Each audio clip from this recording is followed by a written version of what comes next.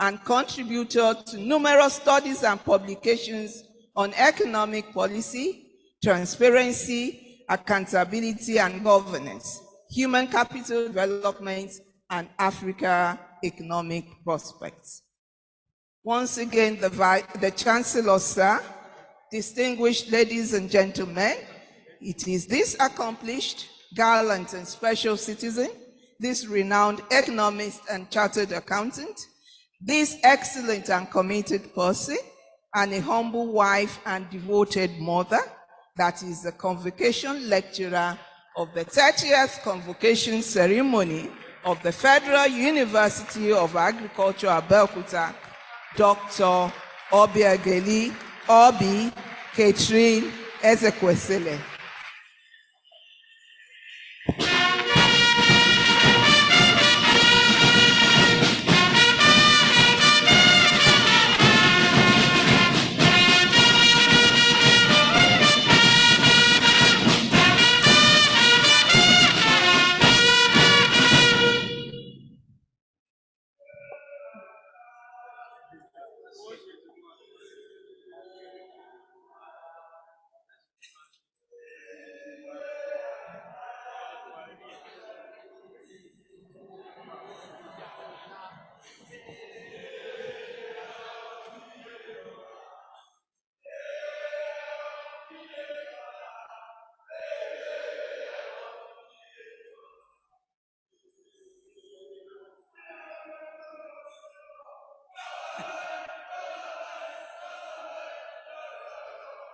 Oh, wow.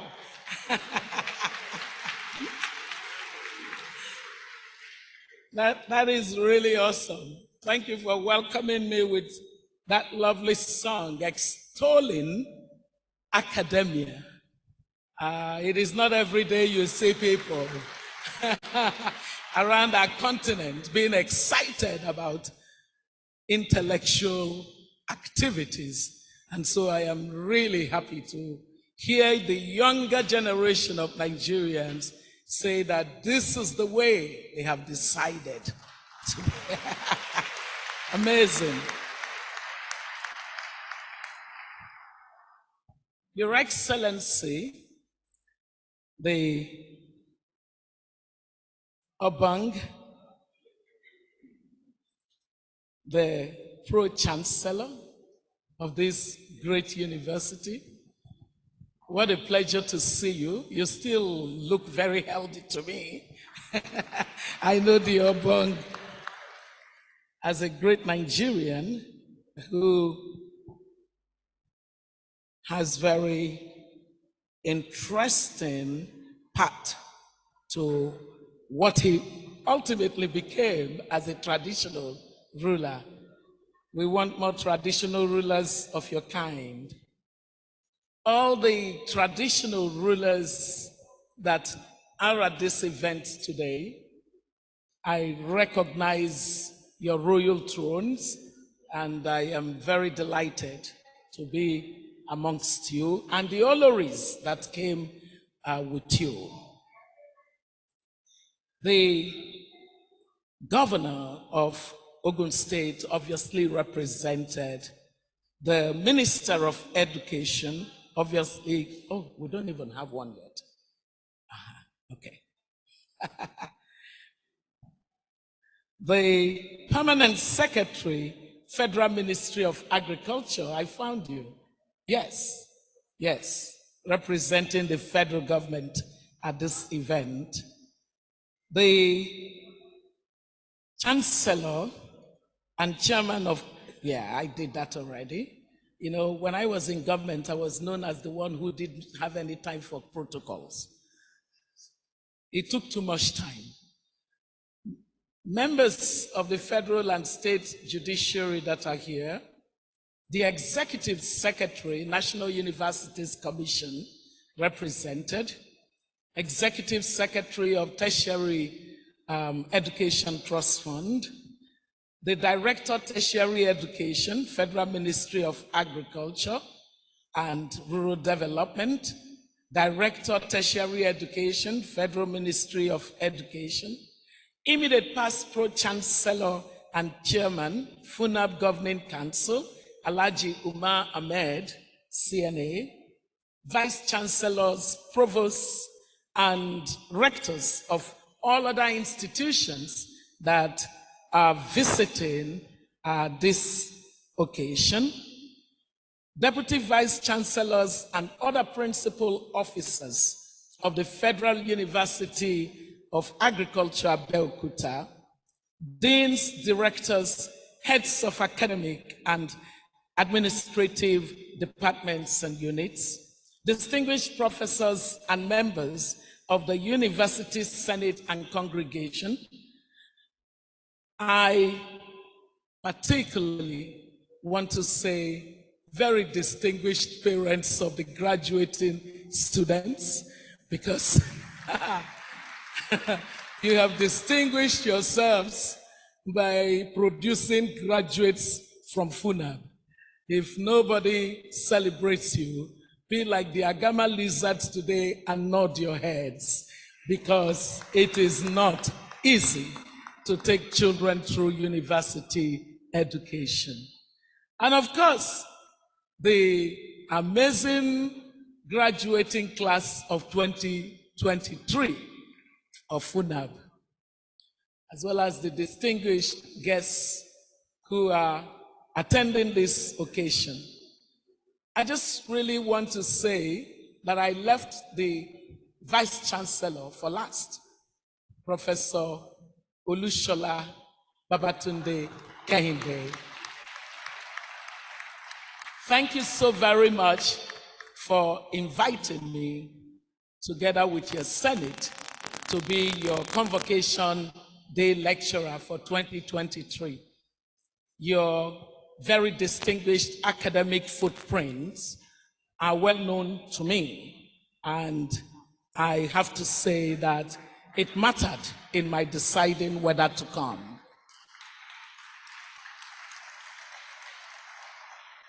Then I want to recognize the fourth Vice Chancellor of this university, Professor Balogun.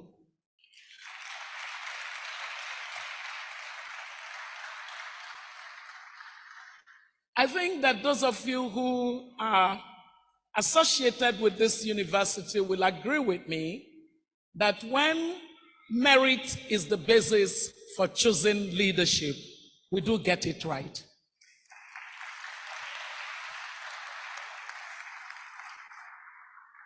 I know that your time as the Vice Chancellor of this university is evidently reported to have been a very turning point moment for the university.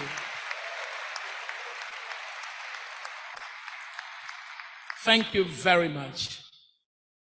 Ladies and gentlemen, I've been asked to speak on a very interesting topic of education systems and youth development. The university said that it would love to hear me speak about this topic, and I reckon that the reason the university decided that this topic is the appropriate one for this occasion is that it realizes that there's a strong nexus between tertiary education, youth unemployment, and everything related to development of society. Education stands as the cornerstone of societal progress, serving as the key to unlocking the limitless potential of the children and young people of any society. Education is the foundation upon which nations have built prosperous futures. Do not be fooled. The emphasis by nations on our continent on natural resources is a misguided one. There is no pathway to economic prosperity of nations that has shown a large number of natural resources rich countries at the top of the economic league table of the world. It has always taken societies that placed emphasis on education as a critical component in human development to be at the top of the prosperity league table. However, to effectively address the challenges and the opportunities that the topic offers us, it is important for us to situate it within a context. I believe that the context within which you wanted this topic is because as empathetic leaders, you already are worried about the future of the graduates that will live here today with their certificates. And for that, I applaud you, because leadership without empathy is of no use to society. Ladies and gentlemen, our educational system should be the catalyst for nurturing well-rounded individuals who possess not only academic knowledge, but also critical thinking skills, emotional intelligence, and a sense of civic responsibility. It should be that our education system would empower our children and our young people to become active participants in nation building, capable of tackling complex problems and driving sustainable development. I remember my time as Minister of Education of Nigeria between June 2006 to April 2007. I was hardly 1 year as a Minister of Education of our country.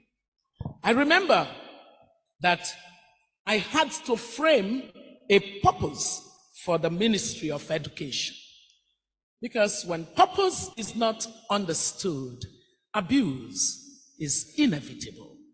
And so it was entirely necessary for us to ponder what the purpose of existence of the Ministry of Education at that time was. And we concluded that we would be a Ministry of Education that would create the environment for nurturing the mind, creating a good society, and the people that can compete globally. It was our vision statement. Because without a vision, a nation perishes. I don't know what a vision is, so some of you might know now, but I do know that we defined one for education at that time. Nurture the mind, create a good society that can compete globally. It was a three-pronged vision. Ladies and gentlemen, we determined that we could not simply have education system that had no basis on which it could be accountable. And so we designed our mantra as being an education sector and an education system and sector that educates for character, aptitudes, and our needs. Character, aptitude, and our needs. And we said at that time that our slogan was, we can. We educate for character, aptitude, and our needs. The mistake I made was that we did not pretend we can. Otherwise, Obama would have had to pay me a lot of money when he subsequently made that a popular slogan around the world. Now, what is an educational system? Well, it generally refers to the structures and institutions that create a platform for all activities that happen within the field of education as a sector to support the education of the citizens and other residents of a country. It usually includes all preschool institutions, starting from family education and or early childhood education through kindergarten, primary, basic, secondary, and tertiary education. And there are spheres and issues within education systems. So for example, at that time, we identified that issues within education system that were important included the matter of special needs education. We disagreed based on evidence that we needed to pay emphasis to non-formal education.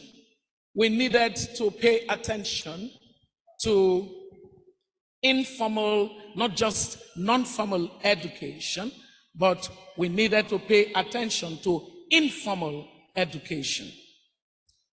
And so all education systems are governed by a body of laws, policies, and rules for the purpose of regulating the activities that support the functioning of the sector. You of course know that the education system of Nigeria is based on the notion of at least 1 year of preschool. Unfortunately, this tends to be the exclusive preserve of the middle income class of our society. But what has been proven is that it should be accessible to all children of any nation. And a country that has strong evidence of how much of a difference it makes is a country like Finland. Finland ensures equitable access to early childhood education as an important foothold for children to build a pathway to accomplishments and attainments in other levels of education. Then we have our basic education, which is 3 years, 6 years of what was primary education, and 3 years of junior secondary education. And the concept of unbroken path of 6 years primary education and 3 years of basic education, uninterrupted, was essentially to ensure that we are not leaving people at levels that no longer meet the gamut of knowledge that anybody who can function in the global society that we have today should have. So whereas it was entirely possible for a child with primary education of old to effectively function within society, no longer by the turn of the millennium could you accept 6 years of schooling as a minimum level to function in society. And so the education system became the necessity for children to definitely school for 9 years as a basic qualification in this country. I don't know what has become of that, but in countries like Singapore and South Korea that we like to envy, it is getting this kind of level of schooling, even if the person does not do any other thing. 9 years of uninterrupted schooling gives them the tools on the basis of which to engage the world that they are in.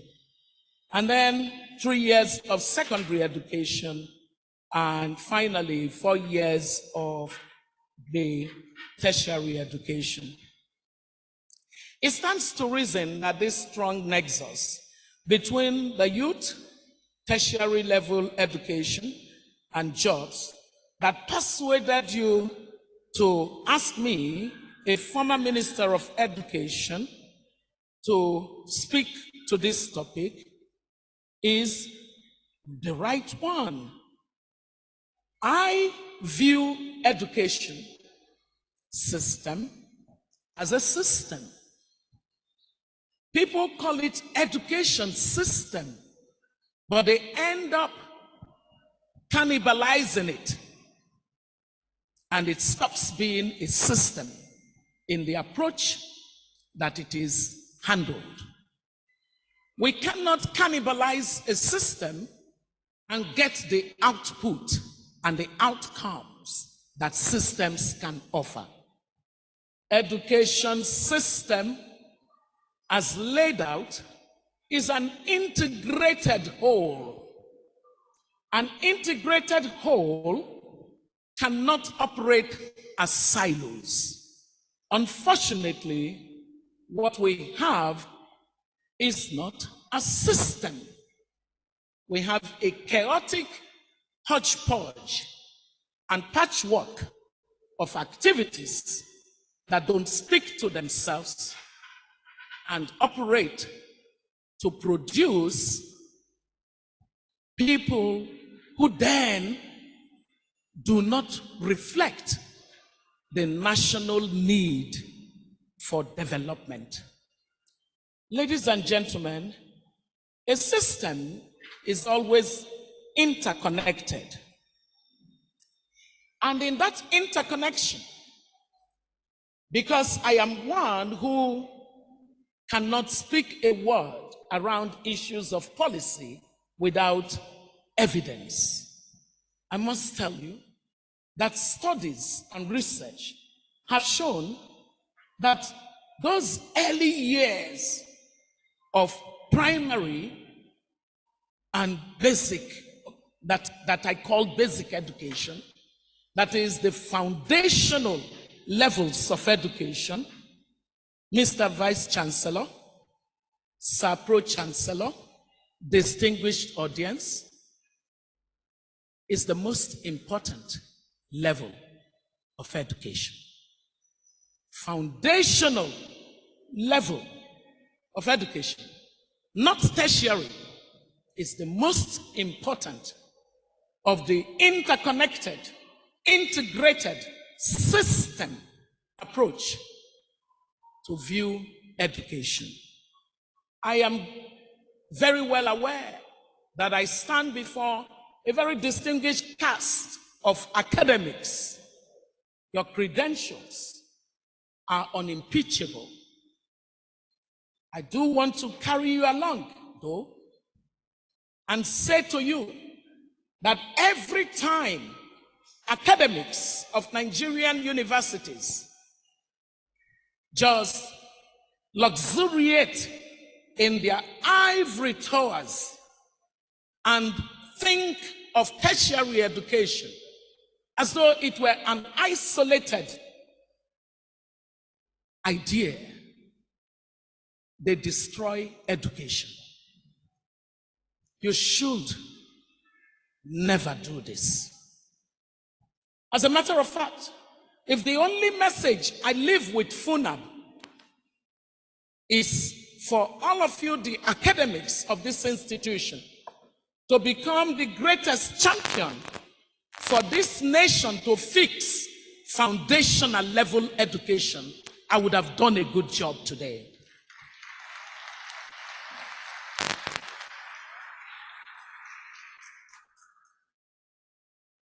Ladies and gentlemen,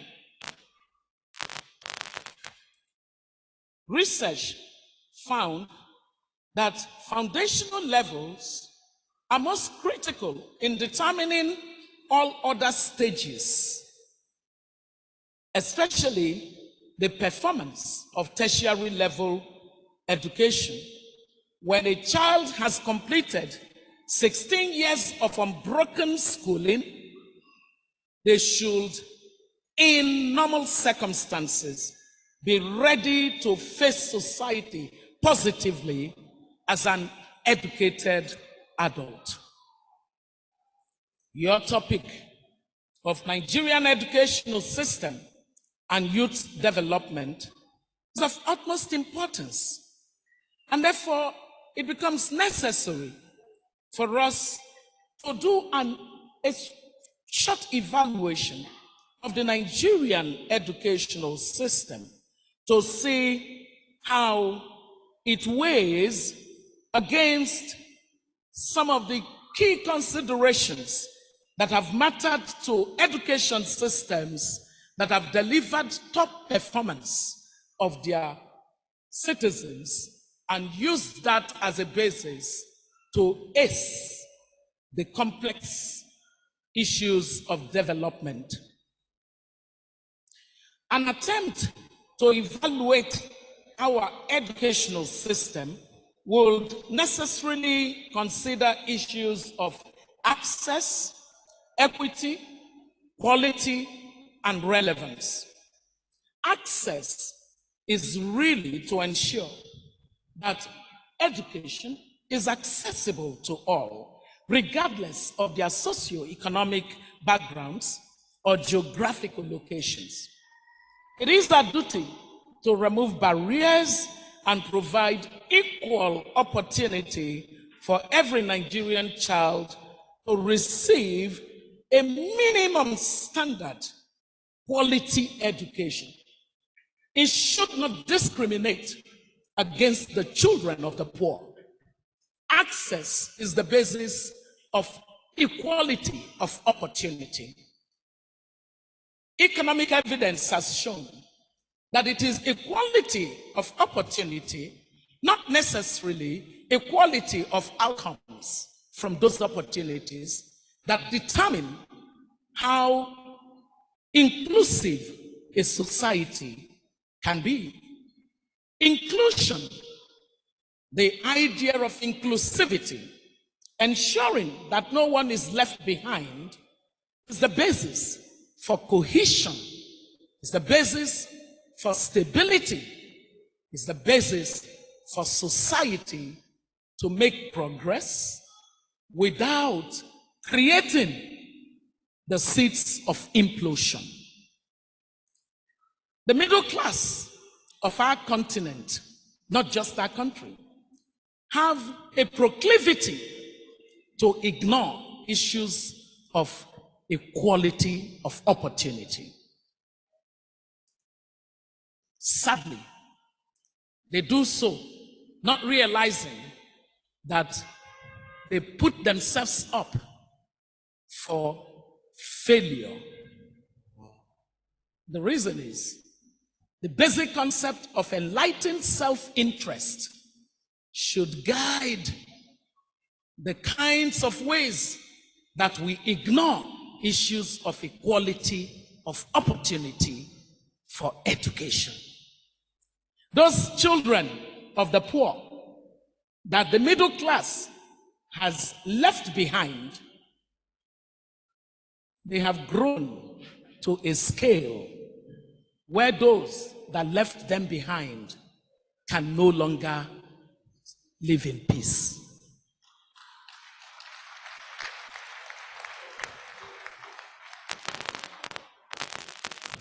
it mattered to me that we should reform the public school system in this country, because I could see the evidence of where it was taking us. If any of you ever lay hold on the reform document at the time that I was minister, you would be shocked that as of 2006, I said to the nation that if we did not urgently reform the public school system in order to make it a system that would give quality education to the children of the poor, we would grow a massive base of criminal young people who would take on our society. In 2006, a friend of mine read the document some years ago and said, in the document you said by the year 2025. Well, Obi, it came earlier.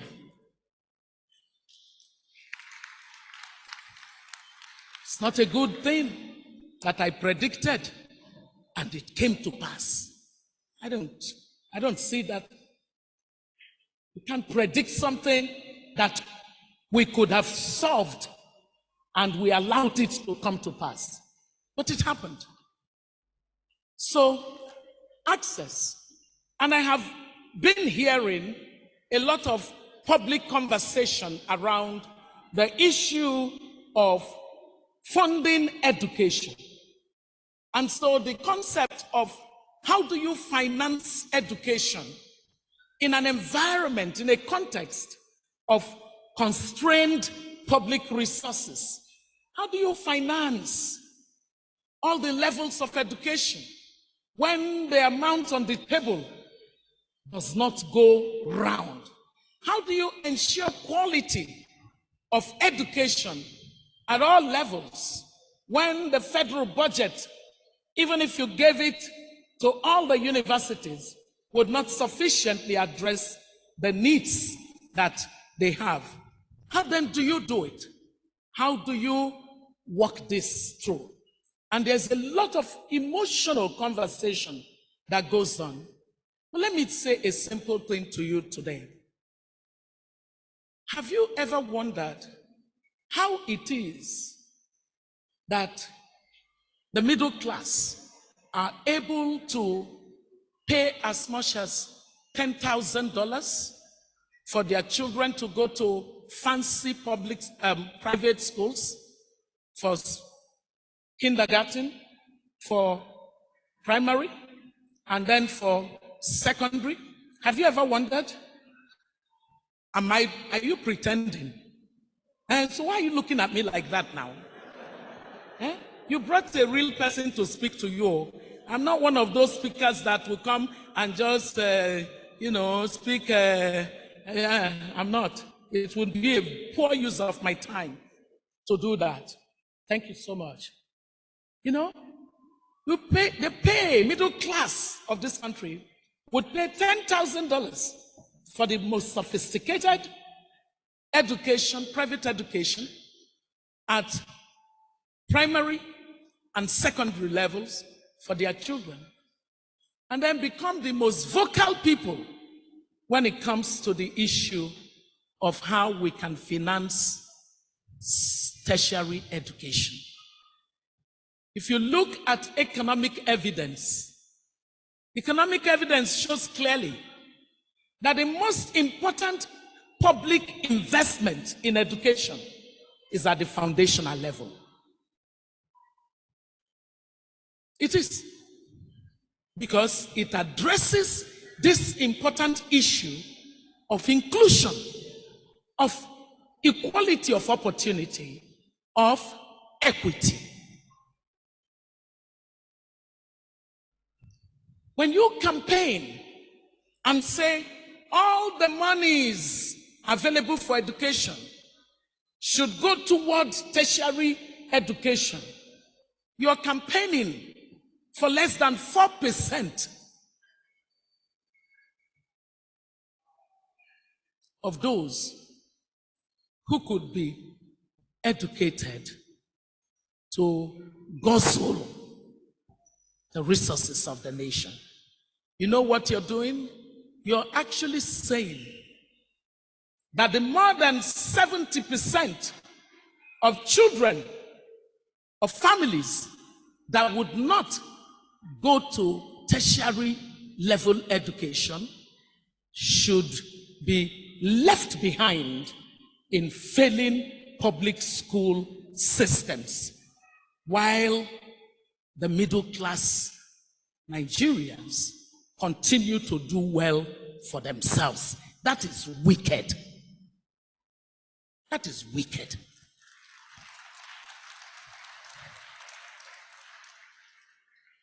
The pathway for addressing the importance of tertiary education, which is very good for the purposes of sophistication in economic development pathway, is to look at all the beneficiaries of the output of a university degree. You look at all the beneficiaries, you find that what society benefits in ensuring that everybody has a minimum of 9 years of schooling is much more a benefit to all of us compared to what happens when just a few people have access to university education that takes a disproportionate amount of the public finance that is available. So what do countries do in this difficult situation? Because it is indeed a difficult situation. It is difficult. Strong arguments on both sides. What they do is to be guided by evidence. Let the data tell us how to allocate the cost for tertiary education to the different parties that will benefit from that one more person that graduates from FUNAAB. Let's not have emotional conversations on this topic, because we consign more and more the children of the poor to being trapped in what I call intergenerational poverty. It's an intergenerational dynasty of poverty, where the great-grandfather was poor and handed over poverty to the grandfather.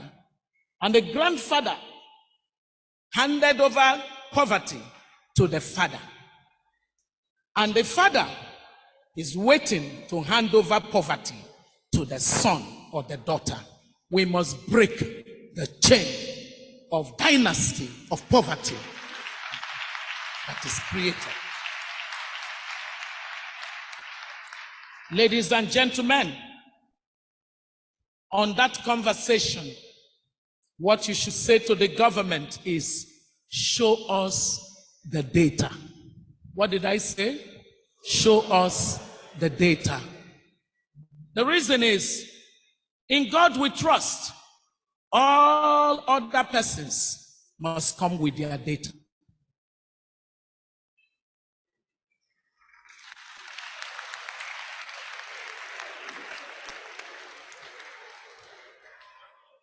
Because when we see the data, we can then use that as a basis to determine how to equitably allocate the resources and then support the university system in the way that one of the things that I had as part of my reform was university autonomy. It was one of my reforms. But I remember then that the academic staff union wanted to have their cake and eat it. You want autonomy, but you wanted to be financed full scale by the government. You wanted autonomy, but you forgot that in an autonomy environment, university autonomy environment, which is the best thing that universities need, because there must be academic freedom of thought. You don't need anybody guiding your thought. You shouldn't worry who the Minister of Education is. What's your business with her? In a state of autonomy, you just get your work done.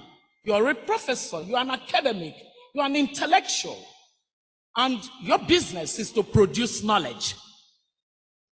And so, one of the things we said was, for autonomy, you also then would have a merit-based approach, where the reward for an excellent obong cannot be the same reward for a not so excellent obong.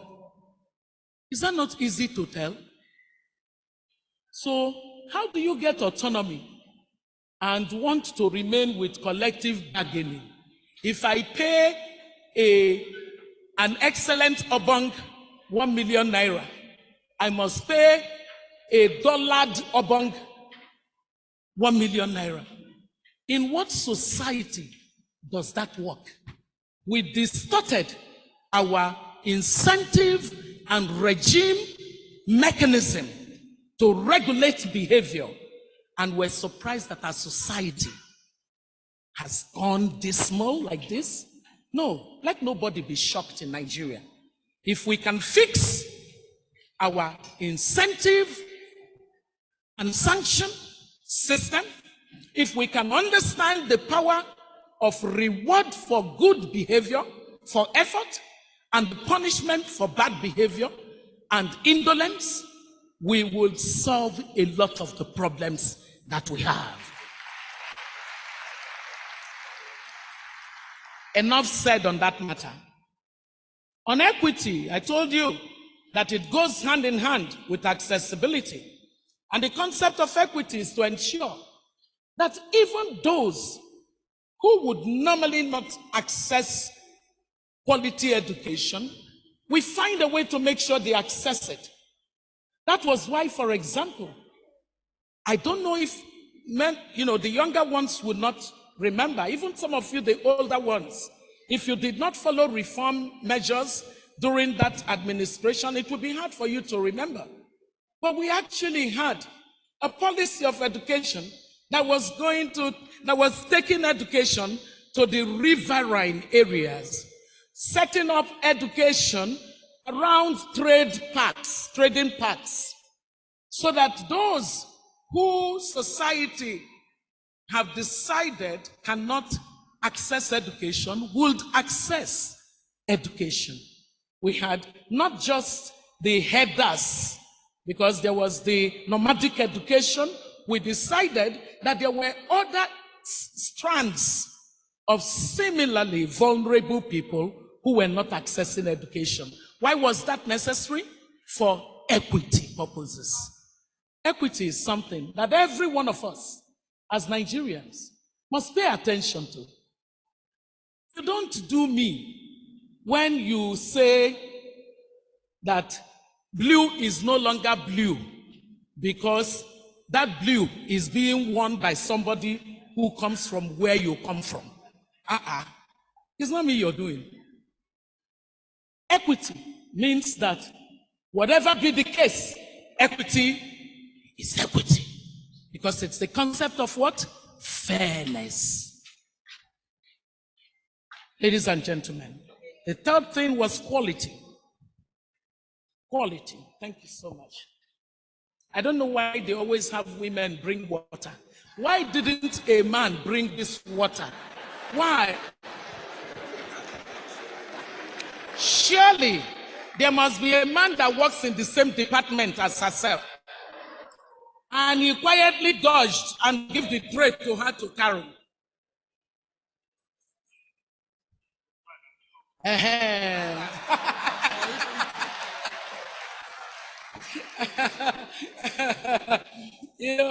So I have committed myself to pointing out some of these things that we do without realizing the reflex with which we do it. I am not one for stupid arguments about war of the sexes, but in professional environments, I always want to make sure that we're not beginning to profile the women into certain duties and responsibilities.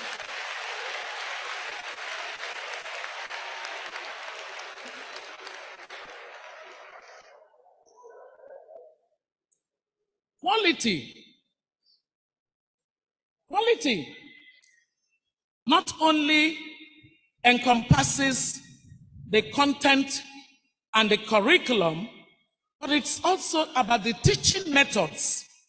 High quality education systems promote critical thinking, creativity, problem solving, and other essential skills that enable students to adapt to a rapidly changing world.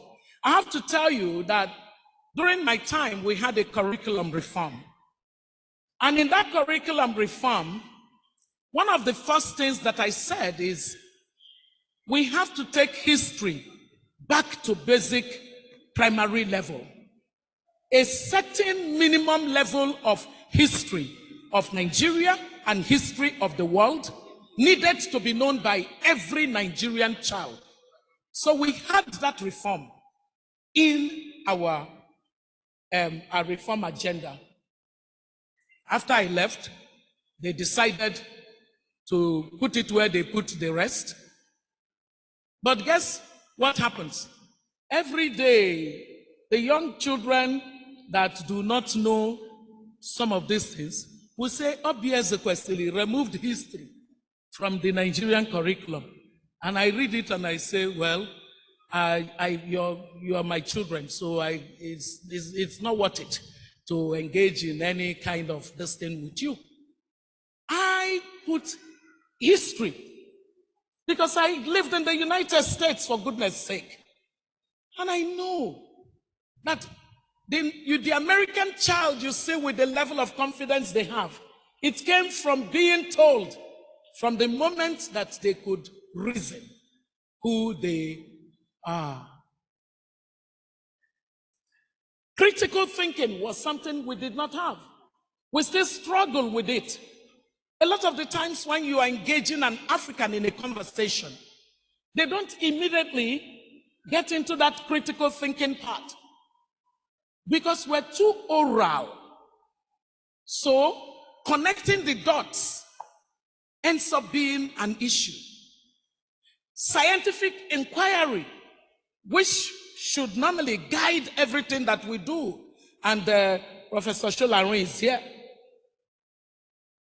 It doesn't happen. Why? Because as I was saying to you, foundational level is the most important.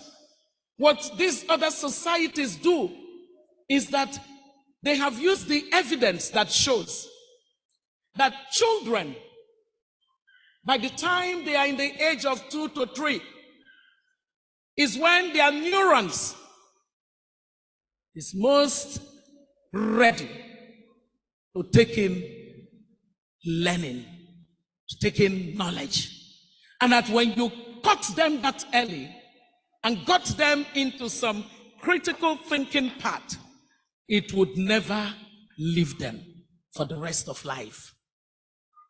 But guess what most of our children at the age of 2 and 3 are doing?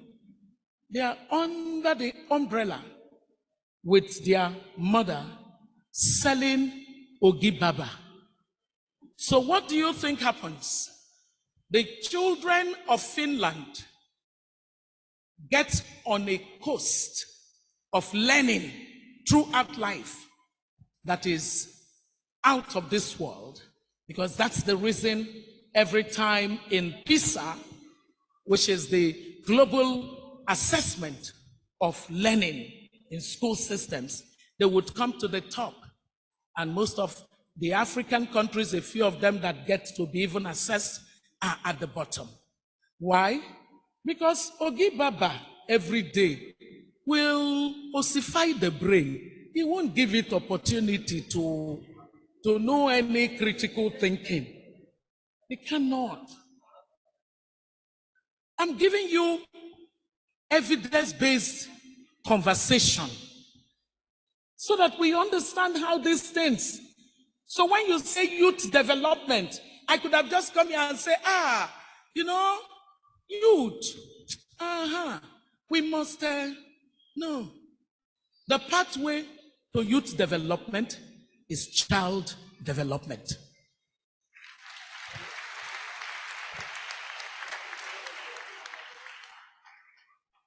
Foundational literacy and numeracy, getting the quality right, making sure that the pedagogical structure on the basis of which our children are learning is right, making sure that the quality of teacher and that the teaching methods, ensuring that basic issues of curriculum that underpin the basis for lesson plans that are well designed, and that instructional materials and that the learner-centered approach would make sure that because we have ensured that all children access quality basic education, that they come out very strong.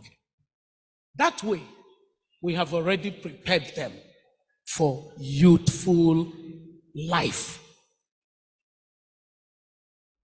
Ladies and gentlemen, relevance, so critical. Our young people are not competing amongst themselves here in FUNAAB. Their competition is not their classmates. And congratulations to the over 121, that have got first class from FUNAAB. That's a big deal. You can do yourself like this. It's a big deal. Congratulations to you. But the truth is, relevance is everything globally today. Why? We used to say at the beginning of globalization that globalization means that the world is now a village. It is so much more a village that you don't even need to sit at the village square. Your own village square could be your bedroom, and yet you're connected to this village. The generation that is graduating knows that it is not competing with the classmates that they got first class over. They are competing not with West African graduates. They are competing not with African graduates. They are competing with the top graduates anywhere in the world. And that, therefore, compels the education system to be a system that does not neglect what the world is saying about the future of work. This generation is growing out into the world space at a time when parents don't understand their own definition of work. I have had a friend of mine say, you know these young people better than I do. My son says he's doing some work. He's part of a project team. I'm seeing a lot of dollars moving around him these days. I'm wondering, is he doing Yahoo Yahoo? And I said to her, you don't know that your son is a tech guru? So which one is that? Why is that so? Because the older generation does not know that a lot of us have become candidates of museum. The world has left us behind.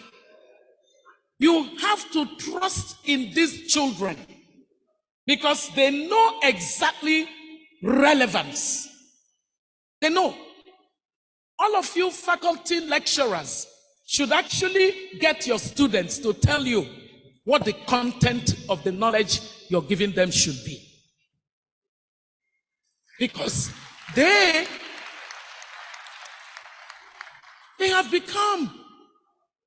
have become connoisseurs of the knowledge of the work of the future in the various spaces and fields that you hold. Your ideas have become anachronistic. Do you need me to announce it to you again? Your ideas have become anachronistic. You need to be open to learning from your students now. I can tell you that some of you, when you come to class and you're teaching some of your courses, they would be busy doing something else. Do you know why? They have gone to the 4.0 of what you're teaching them. Your lesson notes are so outdated, they don't need it. So the real youth development, connecting it to foundational literacy and numeracy, is that the older generation must now become humble. There is a humility that is necessary. Intergenerational learning will be the basis of getting relevant content that the young people need to know. I hope you realize that Africa missed the agricultural revolution. Africa missed the industrial revolution. Africa missed the knowledge revolution. But Africa, as a result of the greatness of our young people, is actually not missing the information, communication, and technology revolution. As a matter of fact, it is on the basis of this particular revolution that an entire sector has emerged on our continent. And guess what? It is in ICT that Africa is contributing innovations to the rest of the world. Bringing it home to an agriculture school with plenty of science and technology involved.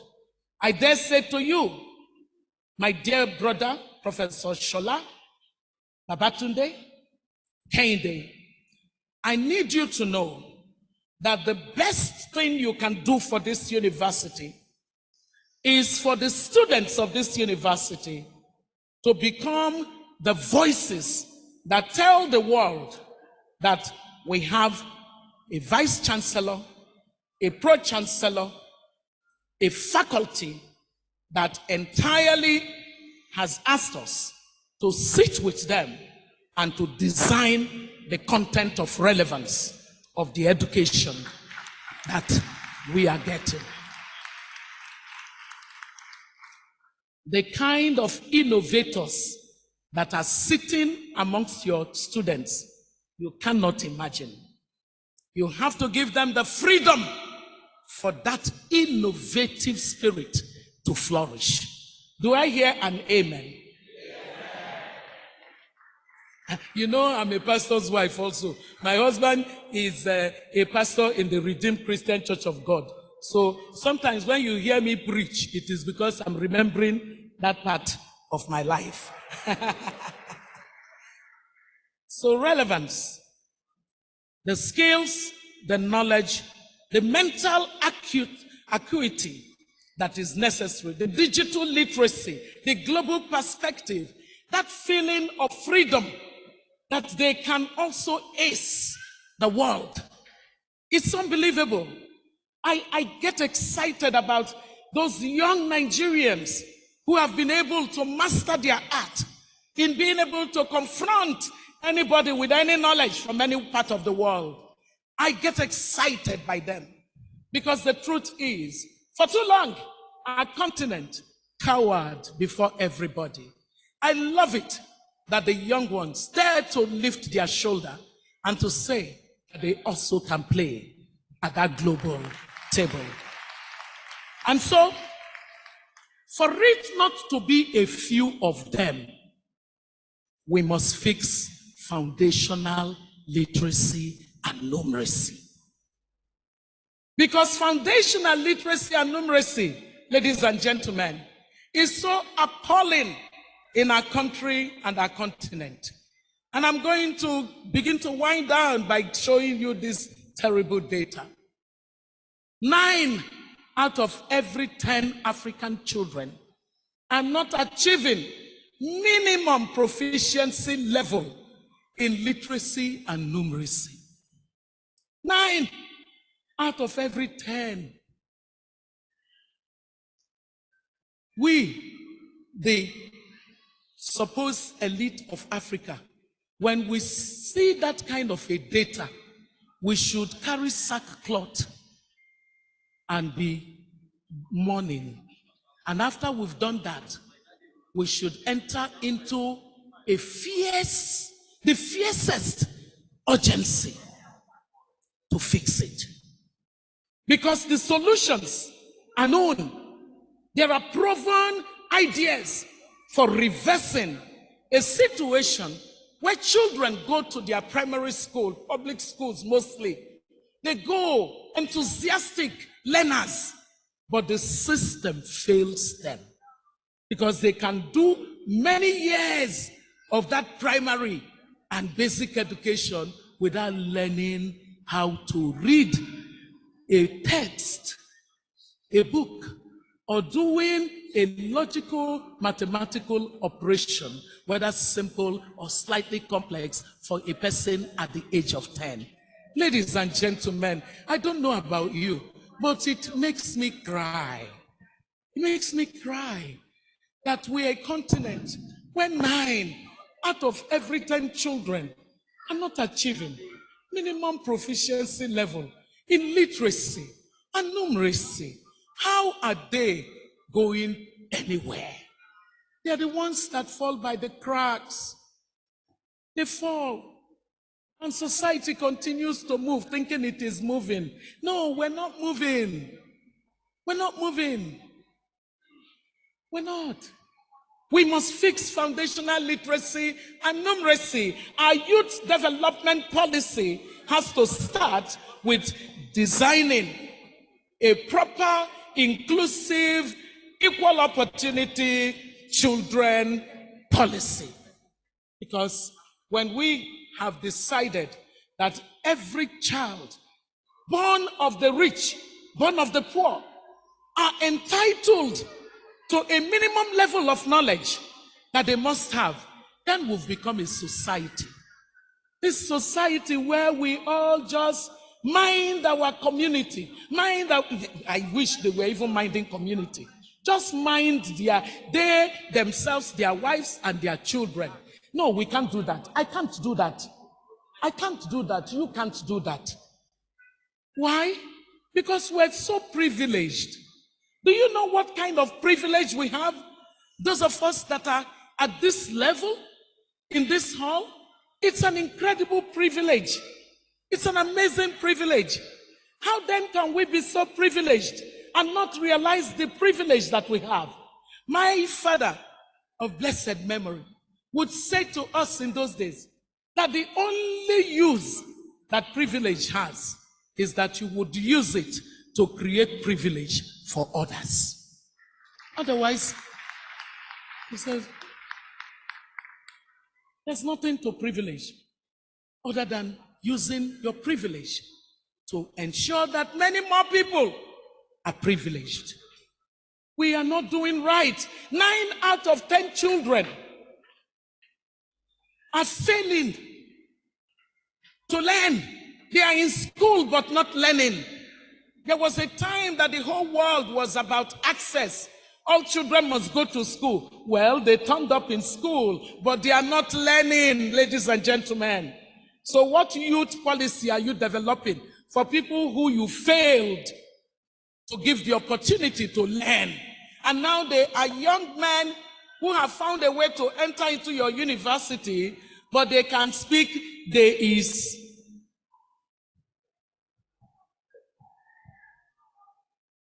We doesn't. My names are. It started when we failed them at the foundational level. Ladies and gentlemen, the speech that I have given you today may not be what you prepared yourselves for. But anybody who invites Obiageli Ezekwesili, they already know what they are inviting. So it's caveat emptor.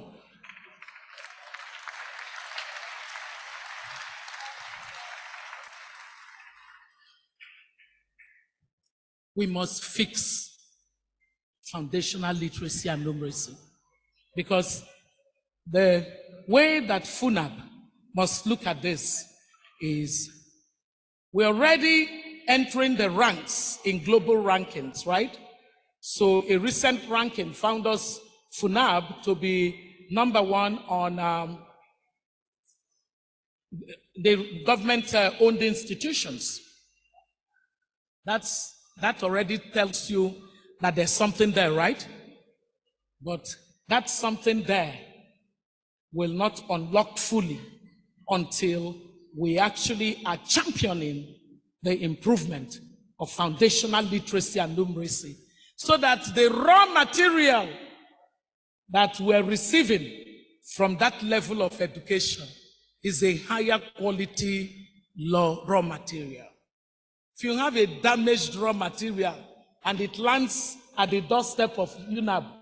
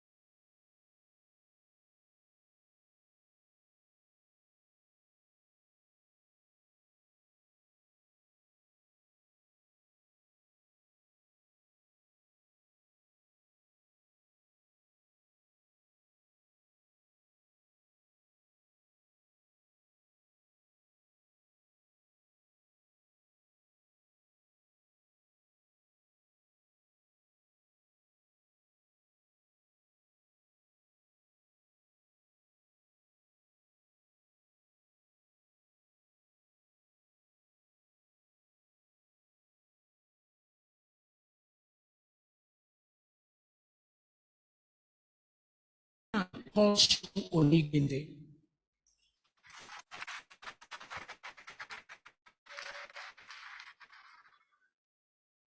As you can see, Shehu is not chicken or ngozi. Shehu Oniginde. As I was retiring from the World Bank, I was going to work something around making sure that citizens can understand public budget and public finance. I was going to do that for them, just something to do, to get some young people to focus on it.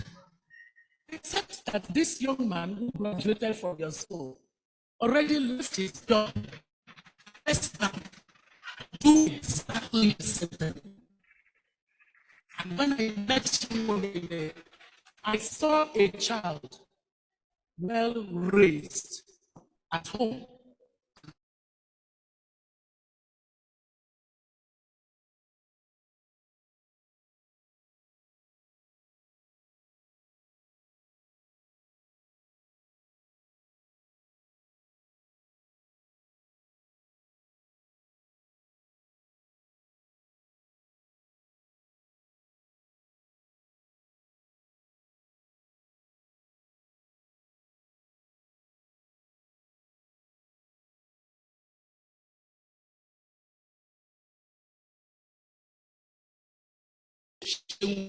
Because I need to come and support a country in Southern on school.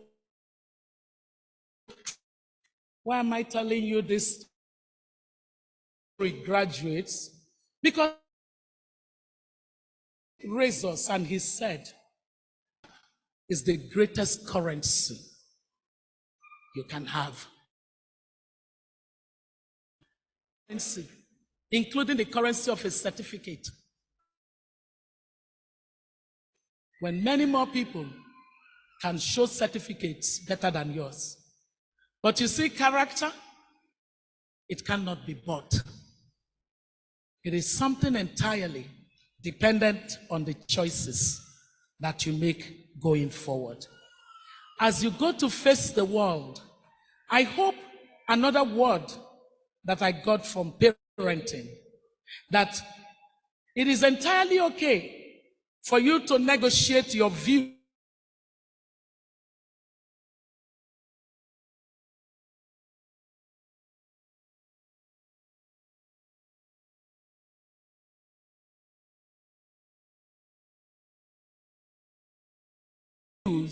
on a matter when someone is an intelligent person. So when superior evidence that you did not have before you formed an opinion is presented before you, you can change your view. But what my father said we must never change is our values. Do not negotiate your values. As you go forth, I want you to know that at all times, you must stay consistent to those values. The reason is that consistency is the hallmark of character.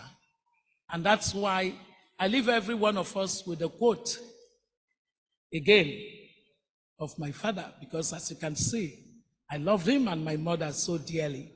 My mother taught me how to be everything that I could be in facing all my 5 realities as a woman, to be a unique individual, to be a daughter, to be a sister, to be a wife, and to be a mom. And she was a woman of incredible wisdom. And I would always remember her with so much gratitude. And I hope that that's what will happen for all of you concerning your parents.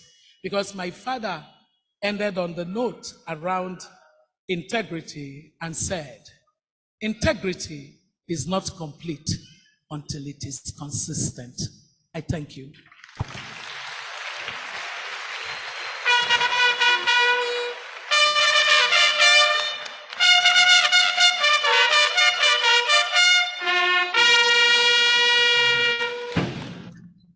Another round of applause for our convocation lecturer.